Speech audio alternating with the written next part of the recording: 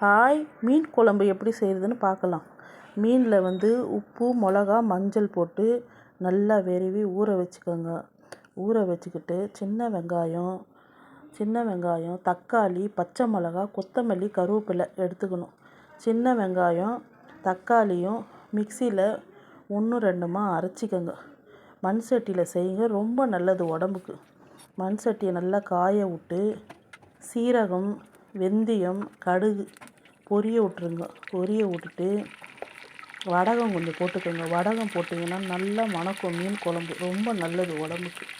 நல்லா வதங்க விட்டுட்டு வெங்காய தக்காளி அரைச்சதை அதில் ஊற்றி விடுங்க. ஊற்றி விட்டுட்டு நல்லா கலந்துக்கோங்க. கலந்து விட்டுட்டு மண் சட்டி மீன் குழம்பு ரொம்ப அருமையாக இருக்கும், கெடாமல் இருக்கும். இந்த அடிக்கிற வெயிலுக்கு ரொம்ப நல்லது. கருவேப்பிலை, கொத்தமல்லி, பச்சை மிளகா நல்லா வதங்க விட்ருங்க. வதங்க விட்டுட்டு கொஞ்சம் உப்பு போட்டுக்கோங்க. உப்பும் போட்டு வதக்கிட்டு அதுக்கு இடையில புளியை ஊற வச்சுருந்த புளியை நல்லா கரைச்சிக்கிட்டு நல்லா கையில் கரைங்க. மீன் குழம்பு அருமையாக இருக்கும். மிளகாத்தூள் 1½ ஸ்பூனு, மல்லித்தூள் 1½ ஸ்பூனு, மஞ்சத்தூள் 1/4 ஸ்பூனு போட்டு நல்லா கையில் கரைச்சிக்கோங்க.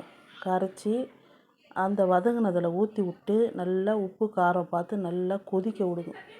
கொதிக்க விட்டு மீனை வெறுன மீனை அதில் போட்டு கொதிக்க விட்டிங்கன்னா அருமையான மீன் குழம்பு ரெடி.